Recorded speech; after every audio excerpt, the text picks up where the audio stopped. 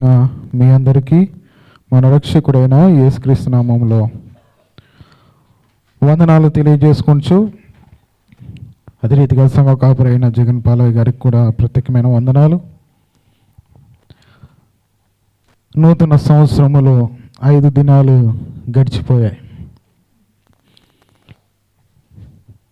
కళ్ళు తెరిచి మూసేంత లోపే 2024 సంవత్సరం గడిచిపోతే ఈ 2025 సంవత్సరంలో అడుగిడి అప్పుడే 5 దినాలు కూడా గడిచిపోతున్నాయి. కాలము ఎంత స్పీడ్గా పరిగెడుతుందో దాన్ని ఆపడానికి మనిషికి ఎవరికి శక్తి లేదు. కాలం వెంబడ మనిషి పరిగెడాలి తప్ప కాలము మనిషి కొరకు ఎక్కడ కూడా ఆగదు. అందుకని ప్రియమైన దేవుని వల్లరా ఈ నూతన సంవత్సరంలో అడిగిన మనము గతించిన సంవత్సరం అంతా దేవుడు చేసిన మేలులను మనం మర్చిపోకుండా వాటిని జ్ఞాపకం చేసుకొనొచ్చు ఈ సంవత్సరం కూడా దేవుని మీద ఆధారపడి మనం ముందుకు కొనసాగాలి. ఎందుకంటే ప్రియమైన దేవుని వల్లరా మనకు జీవితంలో ఎన్నో సంవత్సరాలు నూతన సంవత్సరాలు వచ్చాయి, అవి పాతగిల్లాయి, వెళ్ళిపోయాయి. మరలా నూతన సంవత్సరం వస్తుంది, పాతగిల్లుతుంది, వెళ్ళిపోతుంది. అవునండి, ఈ రీతిగా మన చిన్ననాటి నుండి చూస్తుంటే ఎన్నో సంవత్సరాలు వస్తున్నాయి, వెళ్ళిపోతున్నాయి, వస్తున్నాయి, వెళ్ళిపోతున్నాయి, వస్తున్నాయి, వెళ్ళిపోతున్నాయి. కానీ మనిషి మాత్రం ఒకటి జ్ఞాపకం ఉంచుకోవట్లేదు. కాలం వస్తుంది, వెళ్ళిపోతుందంటే నేను చావుకు దగ్గర అవుతున్నానని మాత్రం ఎవరు గుర్తించారు. బర్త్డే రాగానే పార్టీలు, బర్త్డే రాగానే పండుగలు. ఎందుకంటే ఒక్క సంవత్సరం బర్త్డే వచ్చిందంటే నూతన దయా కిరీటం కాదు, నీ ఆయుష్ కాలంలో ఒక సంవత్సరం అనేది గతించి పోతుంది. మనము నూతన సంవత్సరాలకు అడుగుడుతున్నామంటే మనం ఎంత ఆలోచించాలి, అయ్యో నా జీవితంలో ఆయుష్ కాలం అనేది దగ్గర పడుతుంది అనేది, ఏమని దగ్గర పడుతుంది అని. కాబట్టి ప్రియమైన దేవుని వల్లరా కాలం గడుస్తుందంటే ఏదో మనము చూస్తూ ఏదో కాలం వెళ్ళిపోతుంది కదంటే మనము చావుకు దగ్గర అవుతుంది. ఒకరు మా రూమ్లో ఒక వ్యక్తి ఒకటి అన్నాడు, ఏంటంటే రాను రాను నేను కబ్రిస్తాన్కి దగ్గర అవుతున్నా అంటున్నాడు. కబ్రిస్తాన్ ఖరీబే అని ఇందులో వాళ్ళు మాట్లాడుతున్నప్పుడు నేను ఆలోచించాను, కబ్రిస్తాన్ ఖరీబ్ అంటే శ్మశానము దగ్గర పడుతుంది. నేను ముందుకు వెళ్ళిపోతున్నా వయసు పడుతుంది అంటే నేను ఏదో సాధించడానికి కాదు, కానీ ఇదిగో శ్మశానం నాకు దగ్గర వస్తుంది. మన జీవితంలో ఎంతకాలం వెళ్తే మనం అంత దగ్గరికి వెళ్తున్నట్టే. మనము అసలేంది ఈ 24 సంవత్సరాలు 2024 సంవత్సరాలు ఇది గడిచిపోయి 2020 సంవత్సరంలో అడిగేయడం అంటే అసలేంది మనం బ్రతికిస్తుంది ఎవరు? ఒక మాట చూద్దాము. అపోస్తల కార్యములు 17వ అధ్యాయము,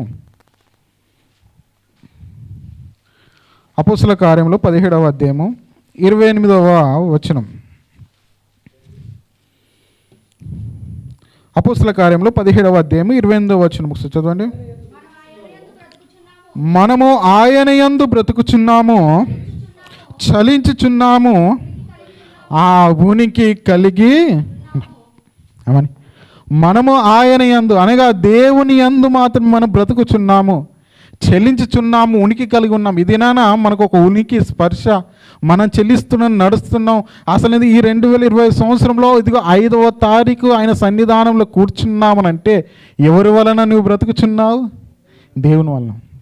చాలా మట్టుకు అంటుంటారు ఏంటంటే నేను తినే ఆహారం వలన బ్రతుకుచున్నాను, నేను ఎంత మంచి ప్రోటీన్ ఆహారం తింటున్నాను, నేను ఎంత మంచి మాంసం తింటున్నాను, నేను ఎలాంటి ఆహారం తీసుకుంటున్నాను, ఈ ఆహారం తీసుకున్న వల్ల నాకు చాలా ఆరోగ్యము, శక్తి ఉందని అనుకుంటాం. ఏమండి, వాస్తవానికి అది కూడా తప్పే. ఏంటంటే మనం దేవుని వలన బ్రతుకుచున్నాం ఒకటి, ఇంకొకటి ఏంటంటే నువ్వు చేసే భోజనం వల్ల మాత్రం నువ్వు అసలే బ్రతుకుతలేవు. నువ్వు తిన్న ఆహారం కూడా జీర్ణించుకోవాలంటే అది దేవుని సెలవు కావాలి. చూస్తారన్నమాట. ప్రసంగి గ్రంథము 2వ అధ్యాయము చాలా చక్కని మాట. ఒకసారి చూడండి, అందరు కూడా చూడండి. ప్రసంగి గ్రంథము 2వ అధ్యాయము 25వ వచనం.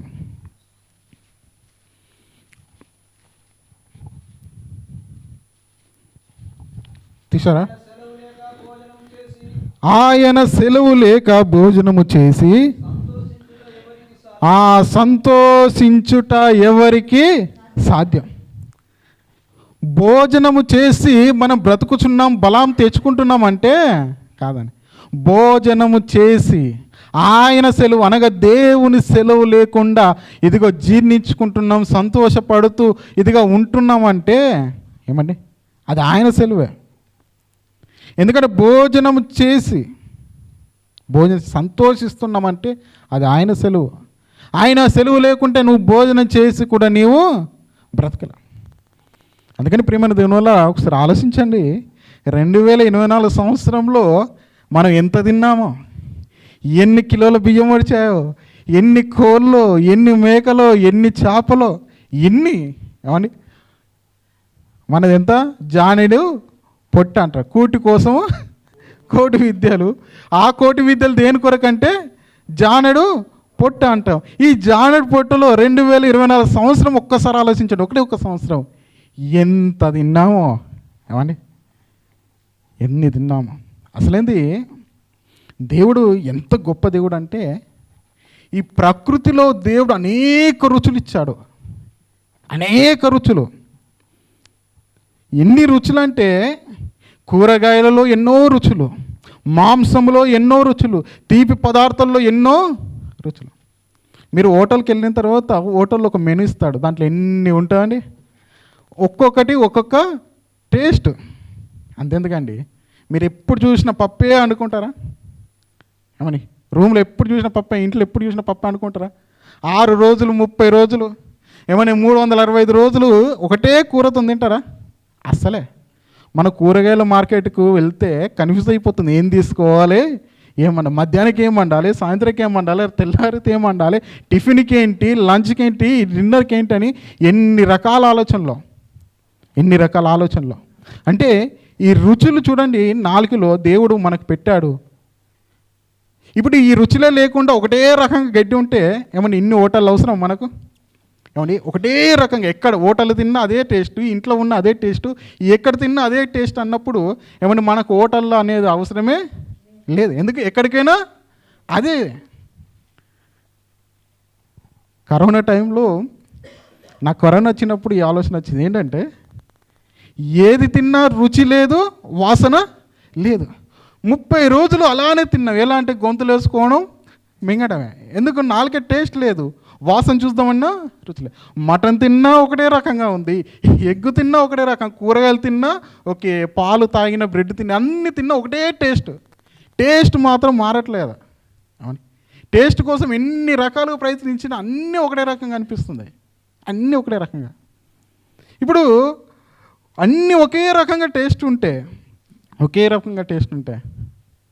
మన జీవితంలో ఏమండి ఇదిగో పలానా రుచులు, పలు రుచులు తినాలని ఆశ ఎప్పుడైనా పుడుతుందండి? పుట్టదు. కానీ దేవుడు ఎలాంటి వాడంటే మనకి ఎన్ని రకాల టేస్ట్లు ఇచ్చాడో, ఎన్ని రకాల రుచులు. ఈ రుచులన్నీ కూడా 24 సంవత్సరాలు మనం ఎన్నో అనుభవించాం. ఇది బాగలేదని, అది బాగలేదు, ఉప్పు తక్కువైంది, కారం ఎక్కువ, మసాలా, ఇలా తీపి, ఉప్పు అని ఎన్ని రకాల మనం ఐటమ్స్. ఇంకా దుబాయ్లో చూస్తుంటే ఏమండి ఈ కరామ్ ఏరియాలో అయితే ఎన్ని హోటల్స్, చాలా హోటల్స్ ఉన్నాయంట. ఏమండి చాలా హోటల్స్. ఇవన్నీ ఆలోచిస్తుంటే ఈ రుచిని అనుభవించే శక్తి, ఈ రుచులు కలిగిన ఆహారం తిన్న తర్వాత జీర్ణం చేసుకునే శక్తి, ఇదంతా ఎవరు అనుగ్రహిస్తున్నారంటే దేవుడు అనుగ్రహిస్తున్నాడు. అందుకని మనం ఏం చేయాలంటే ప్రియమైన దేవుని వల్ల మనము ఆయన వలన బ్రతుకుచున్నాం. ఒకటి, ఆయన సెలవు లేక మనం భోజనం చేసి కూడా సంతోషించే సామర్థ్యం కూడా మనలో లేదు. ఏమండి, అయినా మనం ఎన్ని రుచులు కోరుకున్నా, అన్ని రుచుల ఆహార పదార్థాలు మనం తిని సంతోషిస్తున్నామంటే అది ఆయన వలనని మనం గ్రహించాలి ప్రియమైన దేవుని వలన. అందుకని దేవుడు అందరికీ మేలు చేసేవాడే. మరి అలాంటి దేవుడు ఇదిగో మనకు గతించిన సంవత్సరం అంతా కూడా ఆయన చల్లని రెక్కల కింద మనల్ని కాపాడి, మనకు రుచులను అనుగ్రహించి, మనం తిన్న ఆహార పదార్థాలు మనం తిని సంతోషించి బ్రతికేంత శక్తిని కూడా దేవుడు ఇచ్చాడంటే మరి దేవునికి ఏం చెల్లిస్తున్నాం? ఒక మాట చూసి మనం ముగించుకుందాం. మీకా గ్రంథము మీకా గ్రంథము 6వ అధ్యాయము 6 నుంచి కింది మాటలు ఒకసారి చదవండి. మీకా గ్రంథము 6వ అధ్యాయము 6వ వచనం నుంచి. ఏమి తీసుకొని వచ్చి నేను యెహోవాను దర్శింతును, ఏమి తీసుకొని వచ్చి మహోన్నతుడైన దేవుని సన్నిధికి నమస్కారం చేద్దును. వేల కొలది పొట్టేలను, వేలాది నరంతా విస్తార తైలమును ఆయనకు సంతోషం కలుగజేయినా, నా అతిక్రమంకై నా జ్యేష్ఠపుత్రుని నిన్నిత్తున, నా పాప పరిహారంకై నా గర్భఫలం నిన్నిత్తున. మనుషుడా, ఏది ఉత్తమో అది నీకు తెలియబడి ఉన్నది. న్యాయంగా నడుచుకున్నటయు, కనికరమును ప్రేమించుటయు, దీన మనసు కలిగి నీ దేవుని ఎదుట ప్రవర్తించుట ఇంతే కదా యెహోవా నిన్ను అడుగుచున్నా. అసలు ఇది ఈ 2024 సంవత్సరంలో దేవుడు నిన్ను కాపాడిన విధానాన్ని బట్టి నువ్వు ఆయనకి ఏమి ఇస్తావు? ఏమని? అందుకని ఇక్కడ భక్తులు అంటే వేలాది నదులంత విస్తార తైలం నీవు ఇస్తావా? ఒకళ్ళు అడుగుతూ ఇస్తావండి? వేలాది నదులంతా తెస్తామా? ఏమని? గోడెలను ఇదిగో ఇక్కడ చూస్తుంటే వేలాది పొట్టేళ్లను, అంతేందుకని మన కుమారుని కూడా దేవునికి కనుక మనం ఇస్తామా? 2024 సంవత్సరం కాపాడవయ్యా, ఇదిగో నేను నీకు ఏమి ఇవ్వగలను అని ఇక్కడ మనం ఒకసారి ఆలోచిస్తే వేలాది నదులంత తైలం మనము ఇవ్వలేము. ఇదిగో వేలాది పొట్టలను ఇవ్వలేము, జ్యేష్ఠ కుమారుని కూడా ఇవ్వలేము. ఒకటే, అసలు దేవుడు కూడా ఇవన్నీ ఏమీ కోరుకోవట్లేదు. దేవుడు ఏం కోరుకుంటున్నా అంటే ఇదిగో దీన మనసు, న్యాయంగా నడుచుకుంటా, కనిక్రమును ప్రేమించుట, దేవుని యందు భయము భక్తి కలిగి జీవించుట. ఏమని? మనం ఎంటికల్ని దేవుడు కోరుకోలేదు, కొబ్బరికాయలను దేవుడు కోరుకోలేదు. లోకంలో కూడా చాలామంది ఏం చేస్తున్నారంటే తలనీలాలు ఇస్తుంటున్నారు. ఇప్పుడు క్రైస్తవులు కూడా అలవాటు అయిపోయింది. మెదక్ మీరు ఆ ప్రాంతానికి వెళ్తే తలనీలాలు. నేను ఒకటే క్వశ్చన్ ఏంటంటే, ఒక్కసారి గుండు తీసుకుంటే జీవితంలో ఎంటికలు రావంటే మనుషుడు ఎవరైనా ఇస్తారండి? ఒక్కసారి తీస్తే జీవితంలో మళ్ళీ రావు అని అన్నప్పుడు ఇస్తాడండి? ఎందుకు? ఇది ఎన్నిసార్లు తీసినా వస్తూనే ఉంటాయి కాబట్టి ఏముందిలే, ఒక్కసారి తీస్తుంది మళ్ళీ వస్తుంది అనే స్వార్థంతో ఉంటున్నాడు తప్ప, ఒక్కసారి తీస్తే జీవితంలో రాదు అన్నాడు అనుకోండి, తల నీలాలు ఇవ్వడమే ఉండే. అంటే చూడండి ప్రియమైన దేవుని వల్ల ఇవి మళ్ళీ ఇస్తే దేవుడు ఏం చేసుకుంటాడు? ఏమన్నా కటింగ్ షాప్లోకి వెళ్తే చూస్తే ఏమన్నా చీపుడు బట్టి ఊడిసి బయట పాడేస్తుంటారు. మరి దేవుళ్ళు ఏం చేసుకుంటారు? అందుకని ప్రియమైన దేవుని వల్ల అదేమి కోరుకోవట్లేదు. దేవుడు కేవలం న్యాయముగా నడుచుకుంటా, యథార్థముగా ప్రవర్తించుట, ఇదిగో అందరినీ ప్రేమించుట, ఇదే దేవుడు కోరుకుంటున్నా. ఆ రీతిగా మనము దేవుడు చేసిన మేలు ఉపకారం తలంచుకొనచ్చు, ఇదిగో ఆయనను స్తుతించే వారముగా, గణపరిచే వారంగా, ఆయన మన నుండి కోరుకునేది ఏదో మనము ఆయనకి ఇచ్చే వారంగా మనం ఉండాలని కోరుచున్న మాటలు ముగిస్తున్నాను. ఆమేన్.